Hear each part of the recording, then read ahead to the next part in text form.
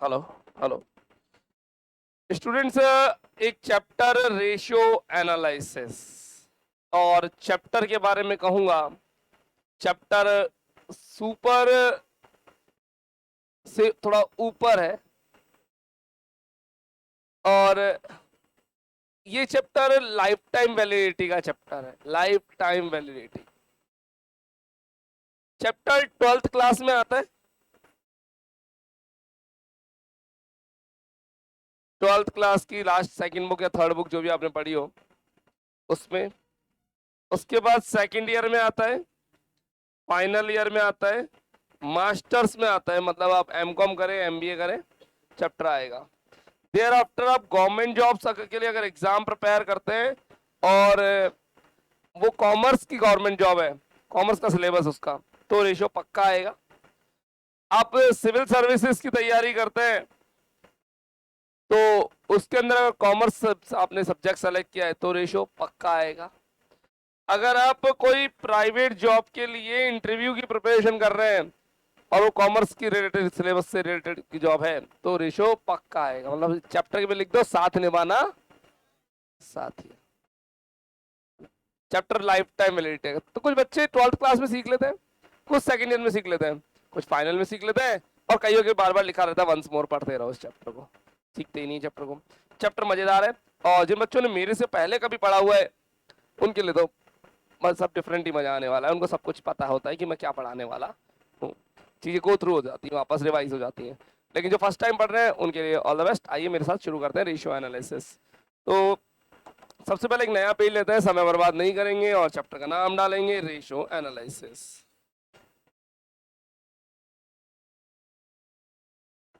Ratio analysis unit number 5 में, शायद हमारे यूनिट 5 में अकेला मोटा चैप्टर है, दमदार पावरफुल चैप्टर का क्वेश्चन एग्जाम में 20 मार्क्स का 20 मार्क्स का आएगा और श्योर आएगा, कोई नहीं रोक सकता। चैप्टर पर 5 स्टार है। चैप्टर कहीं से भी थियोरेटिकल नहीं है, पूरा का पूरा प्रैक्टिकल। अनुपात विश्लेषण चैप्टर कहता क्या है? आपको करना है परफॉर्मेंस एनालिसिस। आपको करना है चैप्टर के बारे में कुछ ऐसी बातें जो बच्चे पहली बार मेरे से पढ़ रहे हैं प्लीज अच्छे से पढ़िएगा। आपको चैप्टर में करना है परफॉर्मेंस एनालिसिस। परफॉर्मेंस एनालिसिस मतलब अजी आपके स्कूल में पेरेंट्स टीचर मीटिंग में होता था वही सब कुछ है। सर मत याद दिलाओ, पेरेंट्स टीचर मीटिंग हमें पहले तो पेरेंट्स ढूंढने पड़ते थे उसके लिए कि कौन से को पेरेंट बनाए उस दिन, है ना, है ना। तो परफॉर्मेंस एनालिसिस में आपको पेरेंट्स टीचर मीटिंग पीटीएम की याद दिलाऊंगा। क्या होता था उस दिन आपका? इवैल्यूएशन, मूल्यांकन। और इवैल्यूएशन किसके बेसिस पे होता था? कंपैरिजन के बेसिस पे। यानी आपका कंपैरिजन होगा और कंपैरिजन किसके बेसिस पे होता था? एक टेस्ट के बेसिस पे। आपका कोई ना कोई टेस्ट होगा, उस टेस्ट से कंपैरिजन होंगे और कंपैरिजन से इवैल्यूएशन होगा। इवैल्यूएशन के बाद हम देखेंगे कि आप या तो प्लस पोजीशन में होंगे या माइनस पोजीशन में होंगे। और ऐसा नहीं है कि केवल प्लस में होते हैं केवल माइनस में होते हैं, कोई किसी चीज में प्लस होता है और किसी चीज में माइनस। अगर आप स्टडीज में अच्छे हैं तो स्पोर्ट्स में माइनस होंगे और स्पोर्ट्स में अच्छे हैं तो स्टडीज में माइनस होंगे। प्रैक्टिकल अच्छा होगा तो थ्योरी खराब होगी, थ्योरी अच्छी है तो प्रैक्टिकल खराब होगा। राइटिंग और प्रेजेंटेशन अच्छी होती है तो कंटेंट नहीं होगा, कंटेंट होगा तो राइटिंग अच्छी नहीं होगी। तो ऐसा कुछ प्लस माइनस। तो आपके टीचर जी, आपके मेंटर को उस टाइम ये एनालिसिस करना पड़ता था क्या क्या आपके प्लस पॉइंट्स हैं और क्या क्या आपके माइनस पॉइंट्स हैं। यानी आइडेंटिफिकेशन करना है प्लस और माइनस पॉइंट्स का। मैं पता है क्या पढ़ा रहा हूँ? Ratio analysis. क्यों? Why ratio analysis? भाई चैप्टर है, फालतू तो बनाया नहीं होगा, पक्का पक्का कहे अरे भैया चैप्टर बनाने वाले भी सेल्फिश इंसान है हमारी तरह, फालतू तो नहीं बनाया होगा, कहीं ना कहीं काम का तो होगा। पर क्या हो, हमने तो क्या पढ़ा है आज तक? भैया फॉर्मूले याद करो और चैप्टर कंप्लीट कर लो, है ना।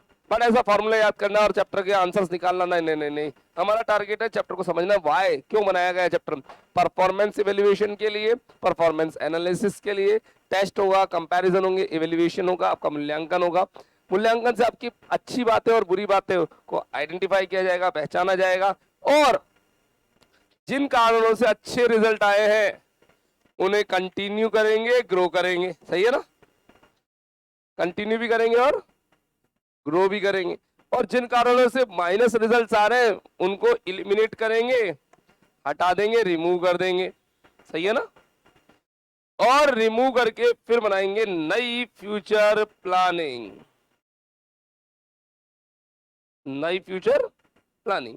तो आपकी पेरेंट्स टीचर मीटिंग में भी यही किया जाता है कि इसके स्पोर्ट्स के आवर्स कम कर दो, या इसको सर एक स्पोर्ट्स एकेडमी ज्वाइन करवा दो।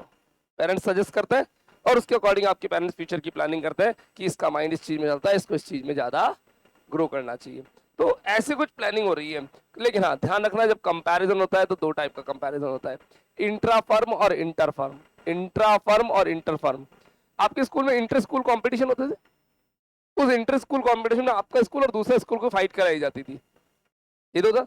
तो यहीं पर भी यही है, इंटर फर्म कंपैरिजन में एक फर्म का दूसरी फर्म से कंपैरिजन होगा। देख गुप्ता जी के बच्चे के मार्क्स, देख शर्मा जी के बच्चे के मार्क्स।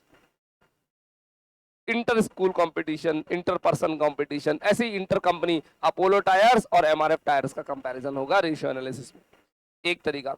दूसरा इंट्रा फर्म, ये मैं लिख नहीं रहा क्योंकि बेकार है, फालतू की बात है, बट फॉर नॉलेज पता होना चाहिए। इंटर फर्म, एक फर्म का दूसरी फर्म से, टाइम पीरियड सेम होगा। मान लीजिए 2017 के रिजल्ट की बात कर रहे हैं, तो 2017 के रिजल्ट्स में इंटर फर्म कंपैरिजन में एमआरएफ और किसको फाइट कराएंगे, अपोलो टायर्स को। ठीक है, ये तो होता है इंटर फर्म। इंट्रा फर्म में क्या होता है, फर्म तो एमआरएफ ही रहेगी, लेकिन उसके 2017 के रिजल्ट्स को 2016 के रिजल्ट से कंपेयर किया जाएगा। ये समझ में आ रही क्या बात। इंट्रा फर्म में आपके 12th का रिजल्ट आने पर आपके ही 10th के रिजल्ट से कंपेयर किया जाएगा। देख तेरा 10th का रिजल्ट और देख तेरा 12th का रिजल्ट, तूने कैसा क्या गोल खिलाए हैं। पहले थी 60, अब आ गई 90। तो इंट्रा फर्म में फर्म सेम होगी, टाइम पीरियड बदलेगा। इंटर फर्म में टाइम सेम होगा, फर्म बदल जाएगी। ये ऐसे नॉलेज के लिए मैंने बताया, कोई नहीं पूछने वाला आपसे। तो परफॉर्मेंस एनालिसिस करना है, यानी रेशियो एनालिसिस अल्टीमेटली फ्यूचर की प्लानिंग करने के लिए, आपकी अच्छी बातों और बुरी बातों को आइडेंटिफाई करने की एक सिस्टम है, जिसके अंदर आपके प्लस माइनस पॉइंट्स को आइडेंटिफाई किया जाता है। उसके लिए इवैल्यूएशन होता है, कंपैरिजन होता है, टेस्ट होता है, और इस चैप्टर के अंदर बहुत सारे फॉर्मूले लगाए जाते हैं। अब इस चैप्टर को अंदर जो फॉर्मूलाज है उनको मैंने मेनली 4 कैटेगरीज में डिवाइड किया है, 4 कैटेगरीज में। अरे भैया ऐसे समझो, इसके लिए एक बहुत अजीब सा एक एग्जाम्पल मैंने बना रखा है, उस एग्जाम्पल को थोड़ा सा फाइंड आउट करते हैं। एक गर्ल के पिताजी जब उस गर्ल के लिए रिश्ता ढूंढ रहे होते हैं, तो उस टाइम लड़के में क्या क्या खूबियां देखेंगे भाई। कहते तो है लड़का खाता पीता नहीं होना चाहिए, लेकिन खाते पीते घर का होना चाहिए, है ना। बड़ी अजीब सी बात है हमारे इंडिया में, लड़का खाना पीना नहीं चाहिए लेकिन खाते पीते घर का होना चाहिए। पता नहीं क्या कहना चाहते हैं, हाँ?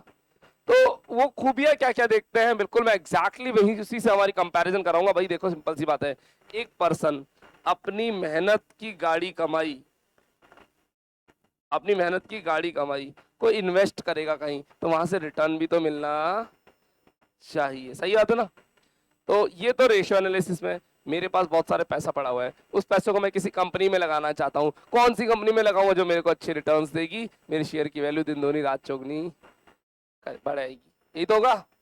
सेम एक पेरेंट्स अपनी मेहनत की अपनी बिटिया, है ना, अपनी बिटिया को इन्वेस्ट कर रहे हैं किसी दूसरे घर में, तो सब चाहेंगे कि वो खुश रहे, उसके संपन्न रहे, उसके पास सारी खुशियां हो, सारी वेल्थ, अच्छी खासी वेल्थ हो। तो वेल्थ कब दे पाएगा, जब वो पर्सन कैपेबल होगा। वो पर्सन कैपेबल होगा तभी तो। उसकी कैपेबिलिटी चेक करने के लिए 4 कैटेगरीज है रेशियोज की। आइए देखते हैं चारों कैटेगरीज एक एक करके। तो please if you want to write down something, please note down from here. ये मेहनत मत करना please. Yes, you can write down from here. Performance analysis, test, comparison, evaluation, plus और माइनस पॉइंट्स को आइडेंटिफाई करना, कंटिन्यू करेंगे, grow करेंगे, eliminate करेंगे माइनस पॉइंट्स को और फ्यूचर की करेंगे प्लानिंग। फाइन, तो ऐसा आपने लिख लिया होगा, मैं मान लेता हूं। फाइन, तो मैं 4 कैटेगरीज लेकर के आ रहा हूं बच्चों आपके सामने। Let's see.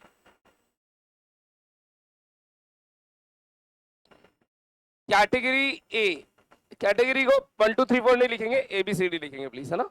Yes, chapter start करने से पहले एक और इंपॉर्टेंट बात, इस चैप्टर के ऊपर आज तक कोई अकाउंटिंग स्टैंडर्ड नहीं आया है। यू नो अकाउंटिंग स्टैंडर्ड्स, लेखा मानक, कॉर्पोरेट अकाउंटिंग का फर्स्ट चैप्टर था 11 फर्स्ट ईयर में। सर फर्स्ट ईयर तो पढ़ी नहीं, कोविड में गई, है ना। बट उससे पहले 11th क्लास में बात करें तो 11th क्लास में भी स्टार्टिंग में हमारे पास ये सब था।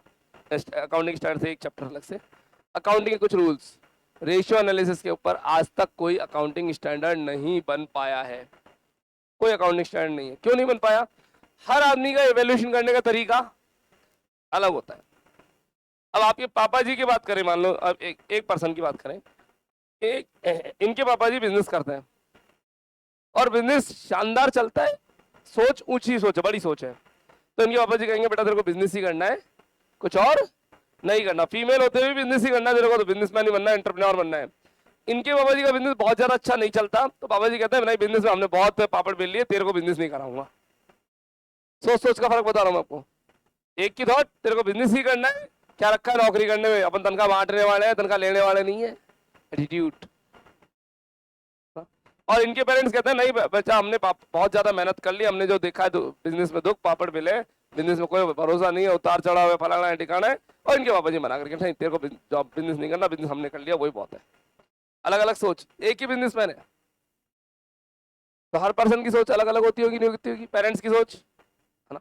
ठीक है, बाकी आज की डेट में मैं कहता हूँ पेरेंट्स ऐसी सोच सिंगल होनी चाहिए, बच्चा बेटा तेरे को जिसमें मजा आए ना वो काम कर, बस पैसा कमा, दौलत कमा, दबा के, है ना।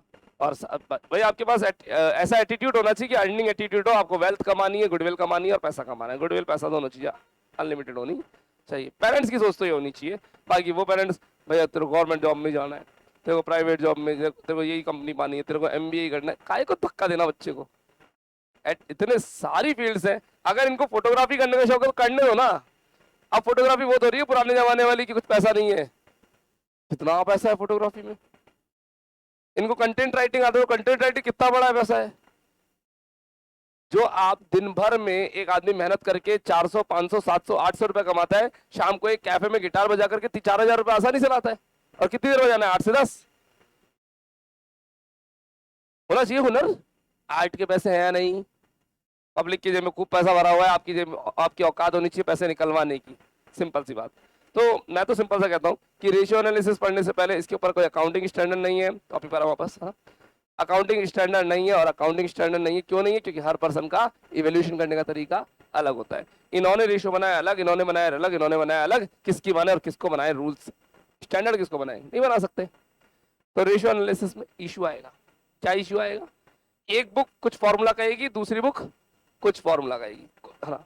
तीसरी बुक कुछ अलग ही कहेगी। हमारी बुक एक पेज पे अलग कहेगी, 3 पेज आगे पलट जाएगी। लोग बदल जाते हैं ना, बुक भी बदल जाती है,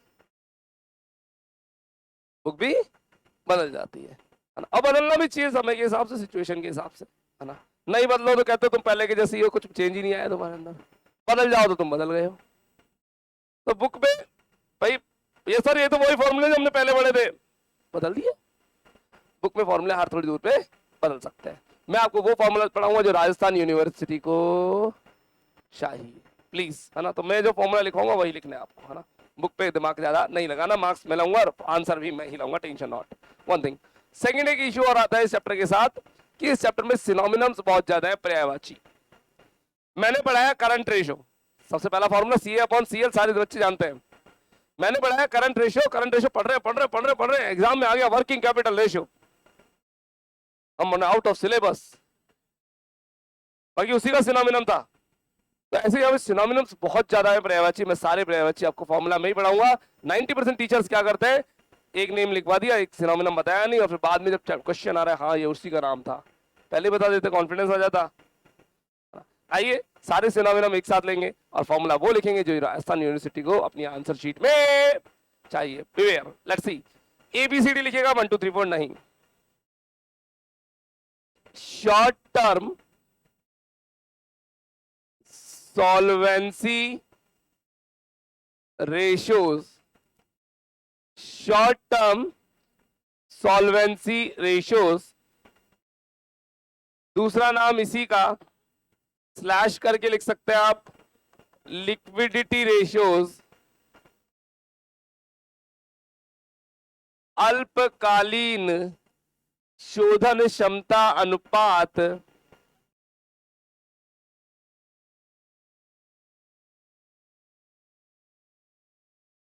और लिक्विडिटी यानी तरलता अनुपात, इसके दो नाम हैं। अभी कैटेगरी कहती क्या है समझ में भी तो आना चाहिए। मैं डैम श्योर हूं कि अगर आपने पहले कभी किसी टीचर से पढ़ा हो तो उन्होंने किसी ने भी इसको एक्सप्लेन नहीं किया होगा। बस कैटेगरी होती है, क्यों होती है, कैसे होती है, क्यों बनाई गई, आइए थोड़ा सा डिटेल बात करते हैं। तो रेशियो एनालिसिस का चैप्टर क्यों बनाया गया, परफॉर्मेंस इवेल्युएशन के लिए। दो वर्ड याद रख लो बस, फिर उसको कंटेंट आपको पेरेंट्स टीचर मीटिंग बोल दिया आगे तो उससे आप बहुत कुछ बना सकते हो, क्योंकि पेरेंट्स टीचर मीटिंग में जो आपका हाल होता है वो आप ही जानते हो, तो आप अच्छे से उसको लिख भी सकते हो। बहुत बेटे हम है ना, कई तो पेरेंट्स स्कूल से घर तक ही, हम तो भैया गेट स्कूल के घर के स्कूल के गेट के बाहर देखते थे बस, अब आ गए इसके पिताजी, 2-3 फिक्स थे बच्चे है ना, जिनका हमारा एंटरटेनमेंट और उसकी शामत। चलिए yes, A category short term solvency ratio क्या कहती है।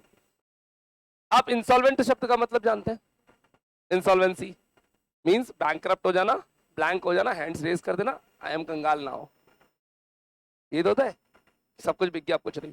वो जो आप इंसॉल्वेंसी समझते हो वो परमानेंट इंसॉल्वेंसी होती है, आदमी पूरी तरीके से खत्म हो जाता है, ब्लैंक हो जाता है। लेकिन एक इंसॉल्वेंसी ऐसी भी होती है जो हर थोड़ी देर में होती है, शॉर्ट टर्म वाली, मतलब थोड़ी थोड़ी देर में इंसॉल्वेंट होते हो, बैंकरप्ट होते हो। बताऊं कैसे, घर पे दूध वाला आया पैसे दे दो, सॉरी पापा नहीं है। फिर न्यूज़पेपर वाला आया, बच्चे कहते हैं ना है ना, फिर न्यूज़पेपर वाला आया, अगले महीने ले जाना। फिर थोड़ी देर बाद स्कूल, बच्चों की स्कूल की फीस जमा करानी है, दे देंगे, कोई खा के थोड़ी भाग रहे हैं। मतलब आप थोड़ी थोड़ी देर में इंसॉल्वेंट हो रहे हो। ये इंसॉल्वेंट होने का मतलब समझते हैं आप, मतलब आप अपनी करंट लायबिलिटीज को पे करने में कैपेबल नहीं है। हर थोड़ी देर में कोई व्यक्ति पैसे मांगता है और आपके पास पैसे नहीं है, आप मार्केट में हर कॉर्नर पे अपनी बेइज्जती करवा रहे हो। आपसे हर थोड़ी दुकान पे खाते खुले हुए हैं, आपसे हर व्यक्ति पैसे की डिमांड करता है, और ये पैसा बहुत बड़ा नहीं, छोटे छोटे पैसे, छोटे छोटे टाइम के पैसे। ऐसा नहीं कोई 20 लाख का लोन मांग लिया आपने किसी ना, वो तो लॉन्ग टर्म होती है। शॉर्ट टर्म सॉल्वेंसी किसी का 1000 देने, किसी के 2000 देने, किसी के 5000 देने, किसी के 500 देने, और आपने दुनिया भर से उधार कर रखी है। ऐसे प्राणी आपने आसपास में देखे होंगे आपने, है ना, जो लोग छोटी छोटी उधार करते हैं और उनके पे करने की कैपेबिलिटी नहीं होती, यानी उनके पास करंट लायबिलिटीज बहुत सारी होती है और करंट असेट्स का पेमेंट, करंट असेट्स होती नहीं है पेमेंट करने के लिए। अब ऐसे थोड़ी है कि न्यूज़पेपर वाले को पैसा देना है, दूध वाले को पैसा देना है, बच्चों की स्कूल फीस जमा करानी है तो प्रॉपर्टी बेच देंगे, ऐसे तो होगा नहीं। ये करंट लायबिलिटीज है, छोटी लायबिलिटीज है, इनके पेमेंट करंट असेट से आएगा, फिक्स असेट से आ जाएगा, करंट असेट से आएगा।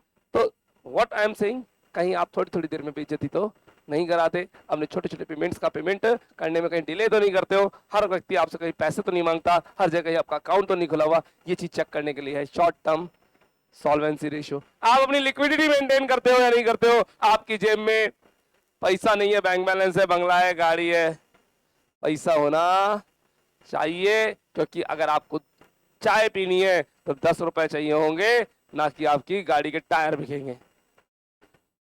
आप आए होंगे बड़ी गाड़ी से, टायर बेच के थोड़ी चाय पियोगे, चाय पीने के लिए तो 10 का नोट ही चाहिए, करंट असेट्स चाहिए, फिक्स असेट से कुछ होने वाला नहीं है। क्या ये बात समझ पा रहे हैं? तो एक बिटिया के पिताजी जो लड़का ढूंढेंगे उसके हर दुकान पे खाते खुले होने चाहिए क्या, उसकी छोटी छोटी लायबिलिटीज पे होनी चाहिए ना। ऐसे नहीं वो मार्केट में अपनी इंसल्ट कराता रहता है और थोड़ी देर में जिम वाले भैया पैसे मांगते हैं, उनको जिम वाले को पैसे नहीं देते, बॉयज को बहुत बुरी आदत होती है, जिम वालों को पैसे नहीं देते, बाकी सबको दे देंगे, है ना। उनके पास सप्लीमेंट्स के लिए पैसे आ जाएंगे डब्बे खरीदने के, है ना, 6000 का प्रोटीन खरीद लेंगे, 7000 का प्रोटीन खरीद लेंगे, 1000 रुपये जिम वाले को देने में बहुत आती है, नहीं देते। क्यों नहीं, उसने क्या किया, अरे भाई उसके इक्विपमेंट्स है, उसकी ट्रेनिंग है, उसकी आर्ट है, उसको नहीं देंगे। आइए ए कैटेगरी का नाम पढ़ा है, इसके अंदर फॉर्मूलाज कितने हैं वी विल डिस्कस लेटर। पहले आते हैं बी कैटेगरी पर। बी कैटेगरी कह रही है टर्नओवर रेशियोज, एक्टिविटी रेशियोज, मैं सिनोनिम्स लिख रहा हूं बच्चों, या एफिशिएंसी रेशियोज, क्रियाशीलता अनुपात, एफिशिएंसी रेशियोज, क्रियाशीलता अनुपात। हाँ जी, कई लोग ऐसे होते हैं जिनकी दुकान बहुत बड़ी होती है, मार्केट में उधारियां भी सारी चुकी हुई होती है, कोई दिक्कत वाली बात नहीं है सॉल्वेंसी की, लेकिन उनकी दुकान पे ग्राहक नहीं होते, सेल नहीं होती, स्टॉक चेंज नहीं होता। जैसी दुकान है वैसी ही रिच दुकान लेके बैठे रहते हैं। और ऐसा तो आजकल लगभग सभी स्टोर्स में देखा जा सकता है। अपनी बिल्डिंग के नीचे इधर थोड़ा टर्न होता ही एक वॉच का स्टोर है ना, और ब्रांडेड कपड़ों के बहुत सारे शोरूम्स आपको इस रो में मिल जाएंगे। अगर आप उन पे अभी यहाँ से अभी तो खैर बहुत अर्ली मॉर्निंग है, दिन डे आवर्स में, इवनिंग आवर्स में मोनू, जब प्राइम टाइम होता है शॉपिंग का, आप जाके देखिए आपको कैसे सुनसान दिखेंगे। दुकान बहुत बड़ी है, स्टॉक बहुत बड़ा है, स्टाफ बहुत बड़ा है, इक्विपमेंट सारे हैं, पर सेल नहीं है, कस्टमर नहीं है, भीड़ नहीं है।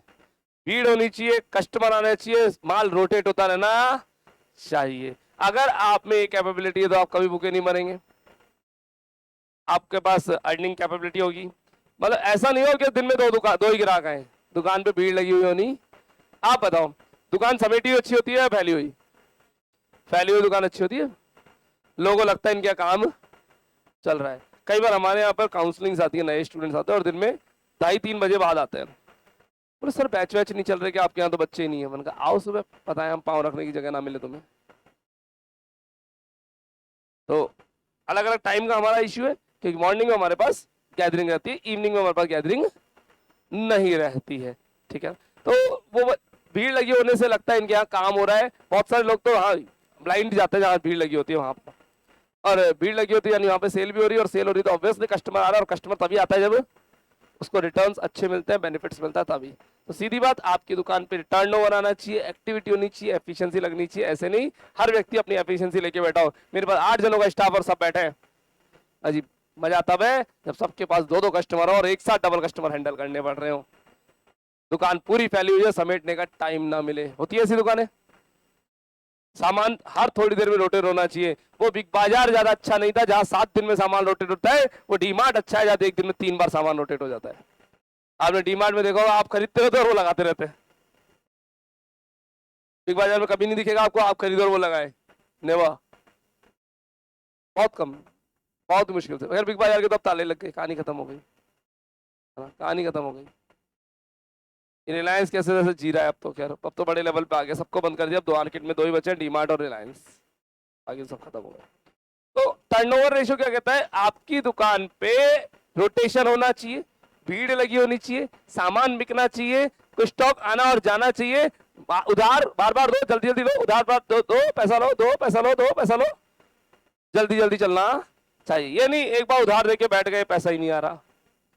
मतलब वर्किंग होनी चाहिए, ट्रांजेक्शन होने चाहिए, आपकी दुकान में भीड़ लगी होनी चाहिए, तभी तो आपकी एफिशिएंसी आएगी, आप ग्रो करोगे। मैं अकेली बच्ची को पढ़ाता हूँ, ग्रोथ एक पल, ये एक अकेली मान लो आप सबकी बराबर फीस देती है, हो सकता है ना।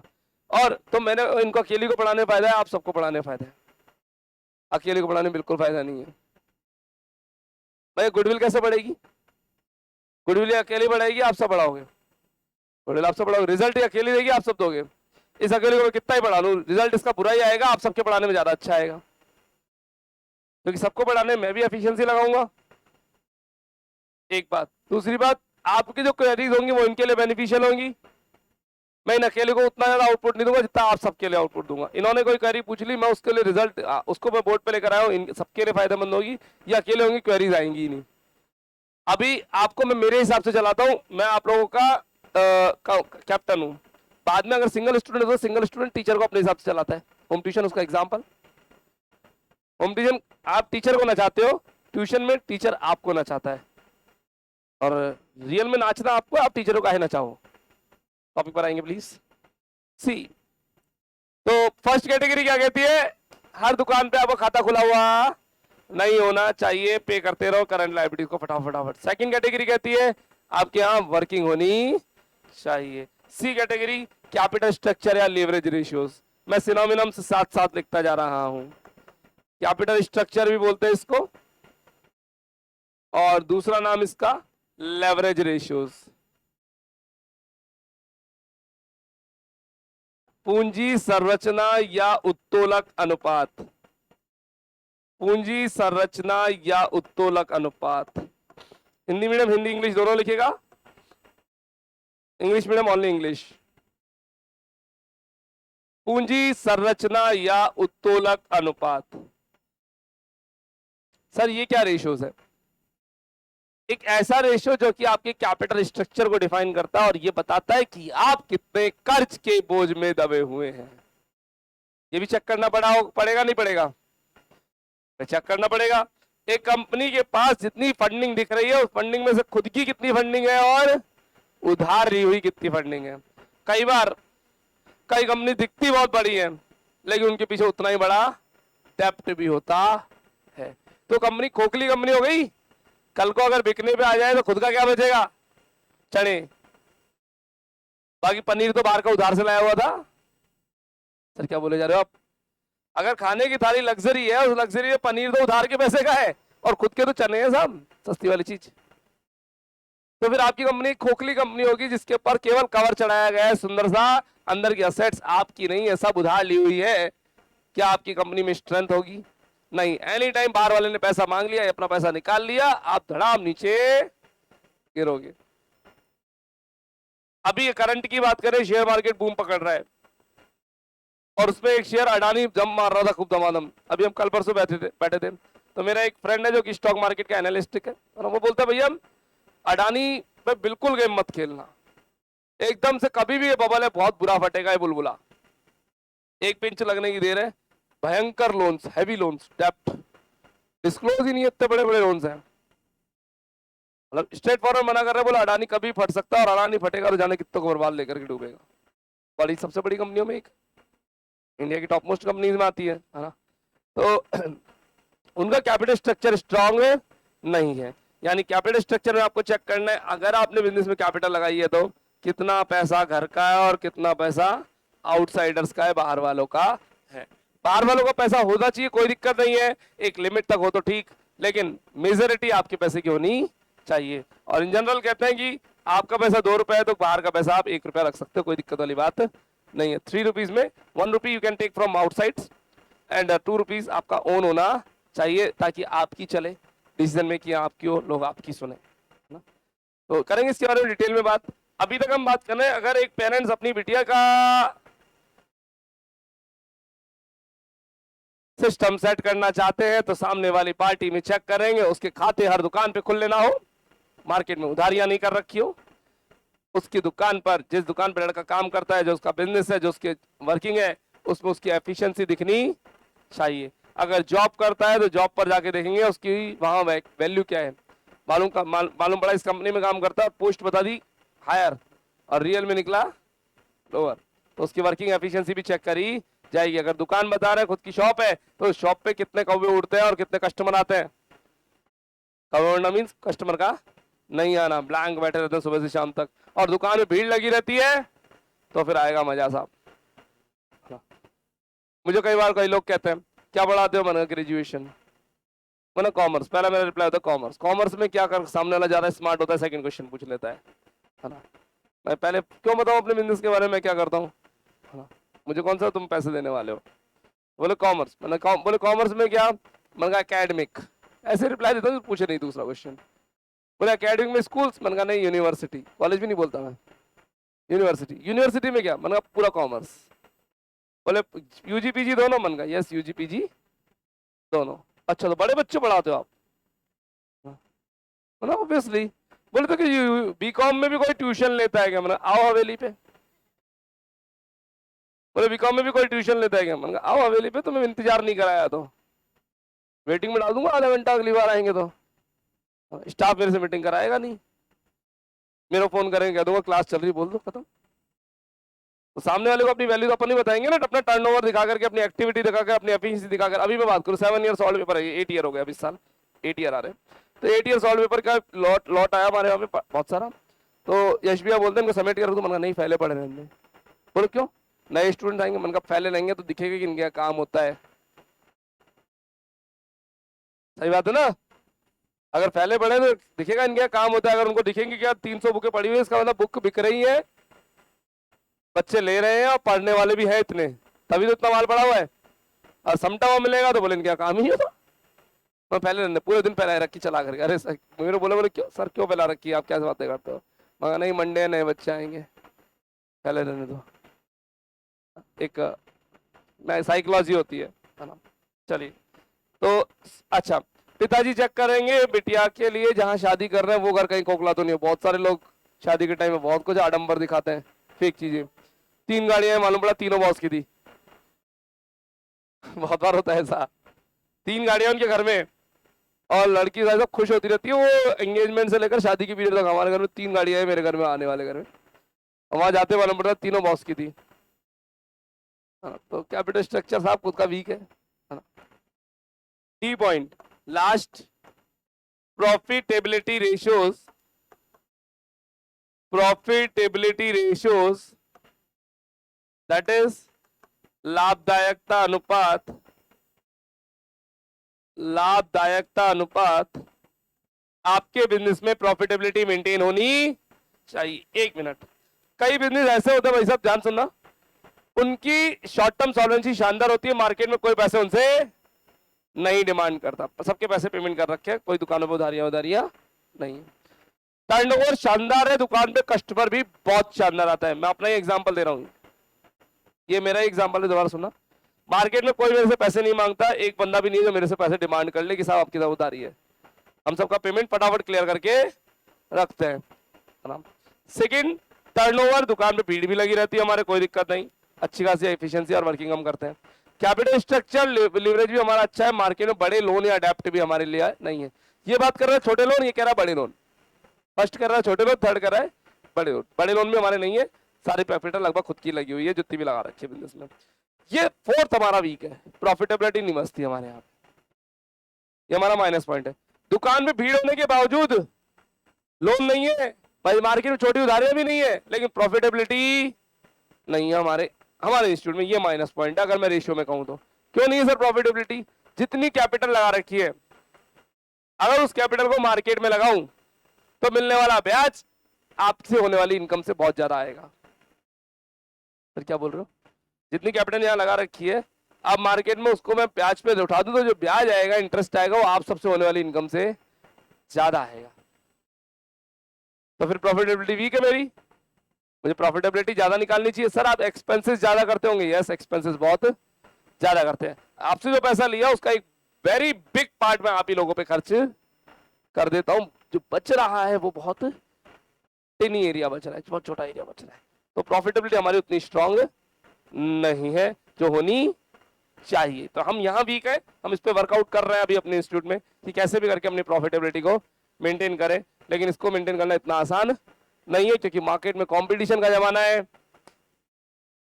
सर्विस दे नहीं दे सामने वाला, पैसा गिरा देता है, तो प्रॉफिटेबिलिटी को मेंटेन करना बहुत मुश्किल है। अब छोटी सी बात करें, अगर मेरे एक दो कॉस्ट, 3 कॉस्ट ले लो बड़ी, एक रेंट, एक एडवर्टीजमेंट और एक सैलरीज।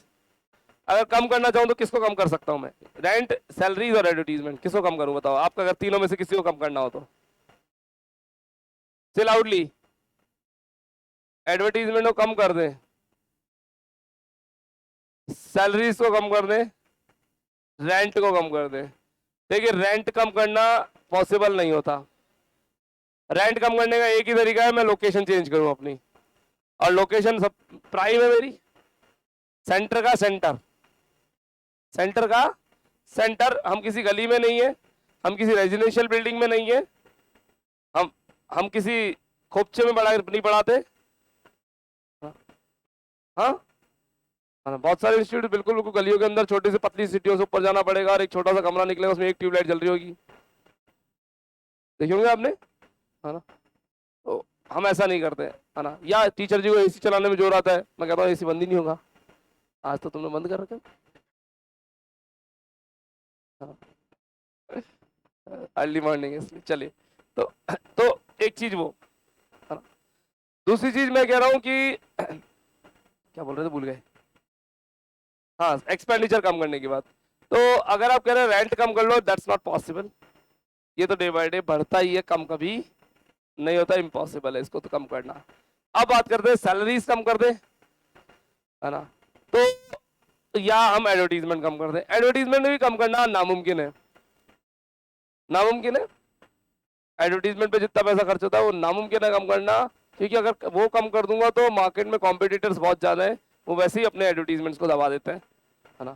तो बच्चों तक अप्रोच करना तो बहुत जरूरी है ना। हाँ, एडवर्टीजमेंट के तरीके बदले जा सकते हैं, है ना। तो हम बहुत कुछ ऐसे तरीके अभी भी अपनाते हैं जिससे हमारी कॉस्ट कम आए, है ना।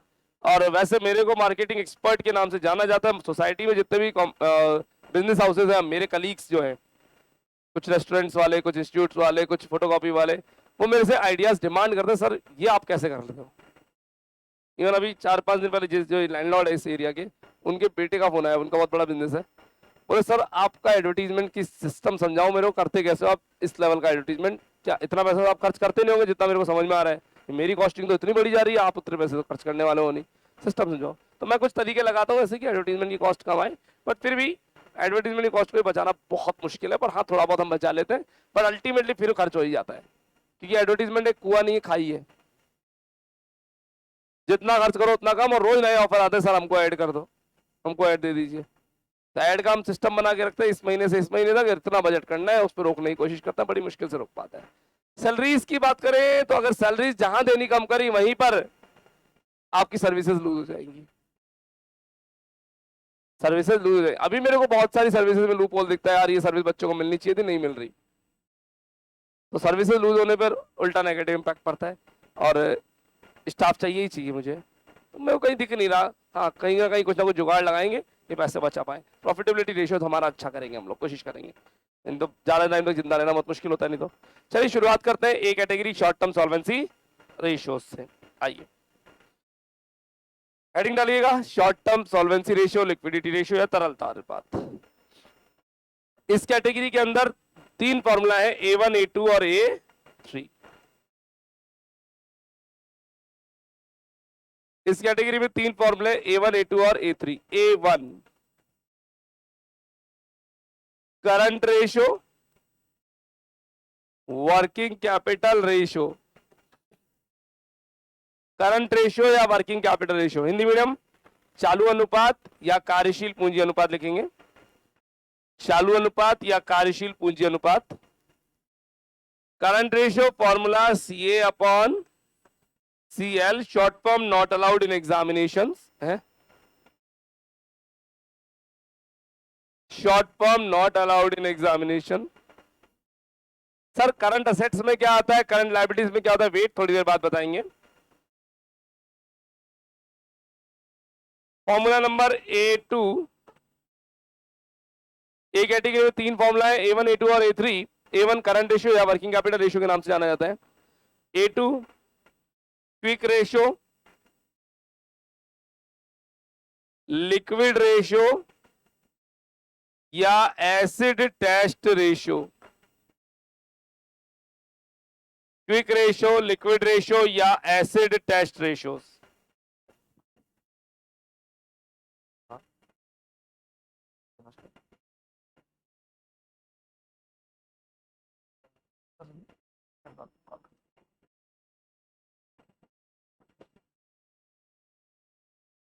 क्विक रेशियो, लिक्विड रेशियो या एसिड टेस्ट रेशियोज।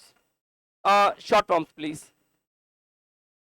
त्वरित अनुपात, तरल अनुपात या अम्ल परख अनुपात।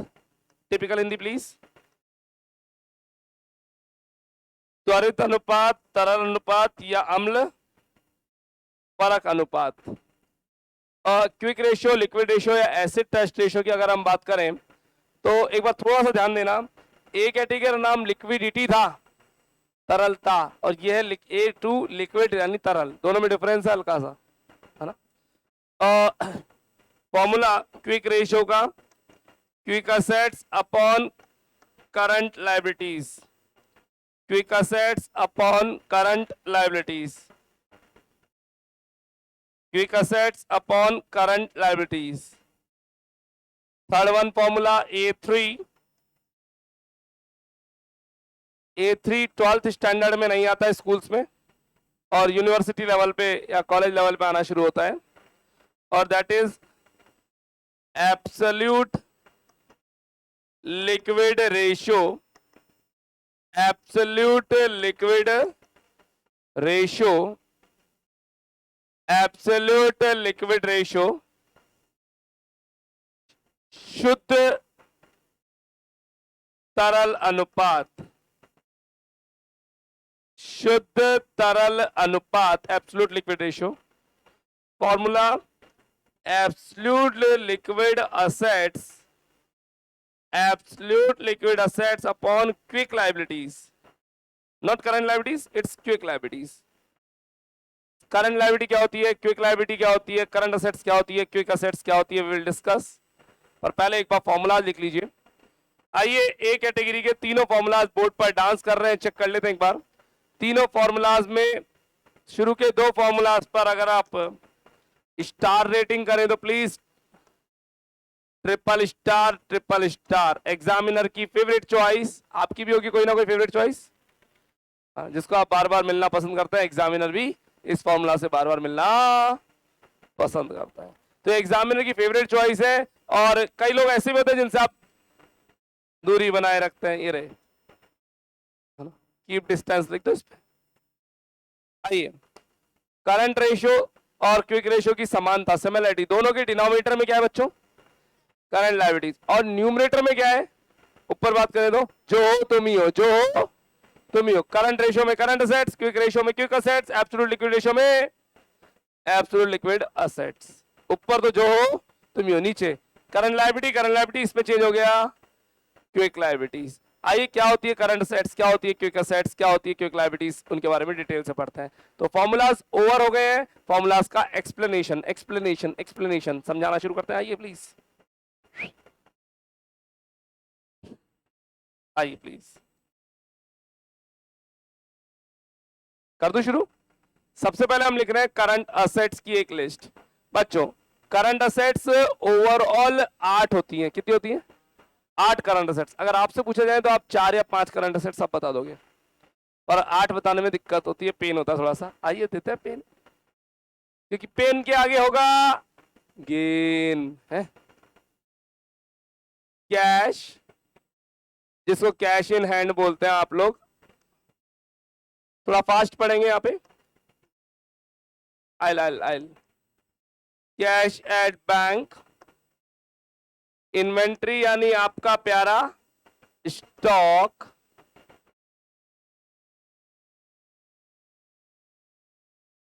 ट्रेड रिसीवेबल ब्रैकेट में इसमें दो चीजें आती हैं, debtor and bills receivable BR, short term investments, short term investment. बच्चों ब्रेक मारेंगे यहाँ पे। ये 5 करंट सेट जनरली आपको पता होती है, किसी को 4 किसी को 5। अब वो आ रही है जो आपको पता नहीं होती है, prepaid expenses. Prepaid expense current asset कैसे है सर, कोई नहीं बता पाएगा जनरली बिना पढ़े तो। वो सारे एक्सपेंसेस जिनका पेमेंट एडवांस में होता है उन्हें प्रीपेड बोलते हैं। मैं शॉर्ट में कह सकता हूं पेमेंट इन एडवांस। अब जब एडवांस में पेमेंट कर दिया, वो हमारा राइट बन जाता है, अधिकार बन जाता है यूज में लेना, क्योंकि हमने पेमेंट कर दिया तो हमारा अधिकार बन चुका, और जहां अधिकार बन गया वो हमारी असेट हो गई, असेट हो गई ना, तो करंट असेट। अब करंट कैसे है, प्रीपेड का जो भी बेनिफिट होता है उसकी वैलिडिटी 1 साल से ज्यादा नहीं होती। जनरली रेलवे का रिजर्वेशन कराते हैं, प्रीपेड होता है, तो उसकी वैलिडिटी कितनी होती है, 3 महीने या 4 महीने से आगे का रेलवे का रिजर्वेशन नहीं हो सकता। मूवी की टिकट बुक कराते हैं 6-7 दिन 5 दिन, इससे आगे की मूवी की टिकट बुक नहीं होती। लेकिन आपका राइट क्रिएट हो जाता है, आपने अगर पेमेंट कर दिया है तो पर्टिकुलर सीट पर आपका राइट है जो आपने बुक करी है, चाहे रेलवे का रिजर्वेशन हो चाहे मूवी की टिकट्स हो, ठीक है ना। तो प्रीपेड पेमेंट करने पर हम एडवांस पेमेंट कर रहे हैं, हमारा राइट है, और एक शॉर्ट टर्म में उसको यूज ले लेंगे तो करंट असेट काउंट करते हैं। 8th one, sorry 7th one, 7th one, 7th one,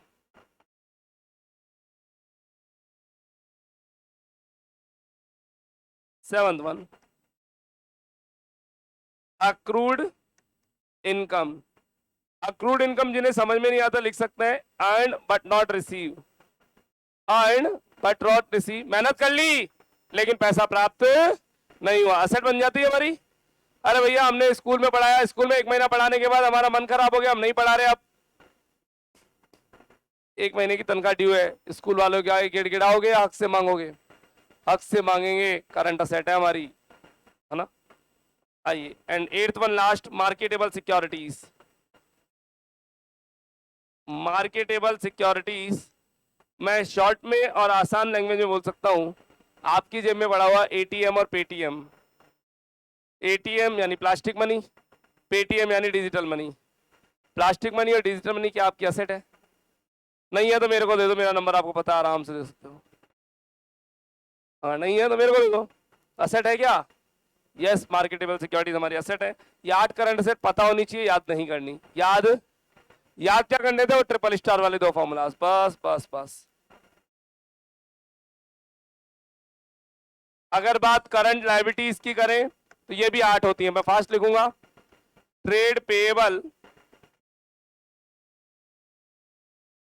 trade payable, इसमें क्रेडिटर और बीपी आते हैं। बैंक का ओवरड्राफ्ट, थोड़ा सा फास्ट प्लीज।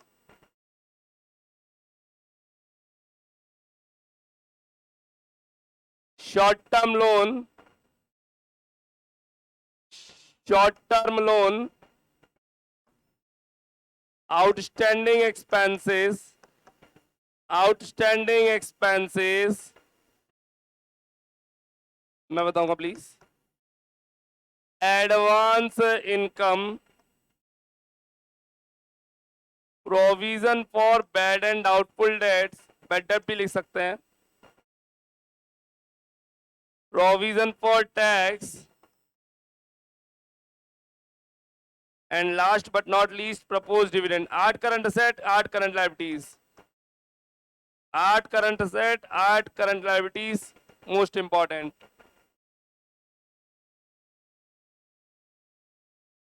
ये लिस्ट याद नहीं करनी है प्लीज, ये लिस्ट याद नहीं करनी है। वर्किंग कैपिटल का एक फॉर्मूला होता है बच्चों, CA माइनस CL, ये काम आएगा आपके। क्विक असेट्स, करंट असेट्स में से 2 आइटम हटा दीजिए, मैं बोलूंगा प्लीज। 4 बार बोल दिया, मना कर रहा हूं, नहीं मान रहे। Inventory and prepaid, inventory and prepaid 2 items हटा देंगे, किसमें से? करंट असेट्स में, तो क्विक असेट्स आ जाएंगी। क्विक लायबिलिटीज, करंट लायबिलिटीज में से एक आइटम हटाना है, बैंक ओवरड्राफ्ट, बैंक ओडी, बस और तो कुछ नहीं। Absolute liquid assets, absolute liquid assets वो असेट्स जो बिल्कुल लिक्विड है, मार्केट में हर कोई एक्सेप्ट कर लेता है, सब जगह चलता है, हर ठेले धड़ी दुकान पे चलेगा। कैश, बैंक और मार्केटेबल सिक्योरिटीज। हमारी पताशी वाला पेटीएम लेता है क्या? ओ सर, आजकल तो पेटीएम ही लेता है।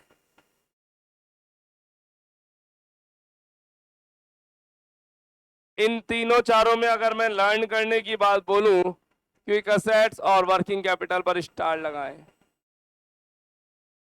बच्चों इन तीनों रेशियोज का थोड़ा स्टैंडर्ड होता है। करंट रेशियो, क्विक रेशियो और एब्सोल्यूट लिक्विड रेशियो का अपना अपना स्टैंडर्ड है। स्टैंडर्ड से बिलो परफॉर्मेंस करोगे तो आपको पुअर बोला जाएगा, रिमांड लगेगी, और स्टैंडर्ड से अच्छा परफॉर्मेंस करोगे तो आपको रिवार्ड मिलेगा। समझते हो क्या बात? भाई एक बालिका है 80% वाली, अगर वो 78 79 ले आती है तो फूट फूट के रोएंगे और पेरेंट्स उसकी डांट लगाएंगे। लेकिन एक बालक है हमारा पास वाला, वो 30 60 जगह 40 ले आएगा तो साहब मिठाइयों के डब्बे भरते हैं पूरे मोहल्ले में। उसका स्टैंडर्ड वो, उसका स्टैंडर्ड वो, सबका अपना अपना स्टैंडर्ड होता है।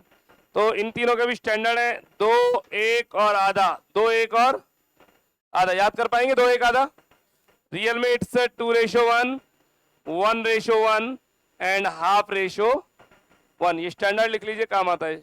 एक मिनट, ये स्टैंडर्ड है, आइडियल रेशियोज है, ऐसा होना चाहिए। ए कैटेगरी यहीं पे खत्म होती है। कल इसके आगे बी कैटेगरी से शुरुआत करेंगे। लेखा कॉमर्स क्लास में। Thank you. क्लास ईयरफोन लगा करके लीजिएगा अगर ऑनलाइन लेते हैं तो। Thank you.